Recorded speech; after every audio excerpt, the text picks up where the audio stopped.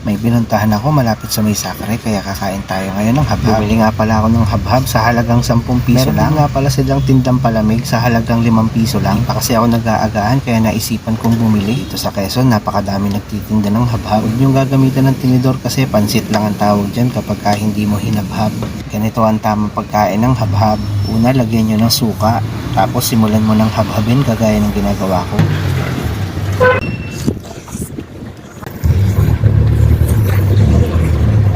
Tapos nga bumili naman ako ng palamig sa halagang 5 piso. Sa panahon ngayon, ang 20 pesos mo hindi mo na alam kung saan mapapapunta. Pero dito, 15 pesos busog ka na. Simpleng merienda, napakasulit at napakasarap. Kaya kung ako sa inyo, subukan nyo na rin. Sigurado 15 pesos nyo busog na rin kayo.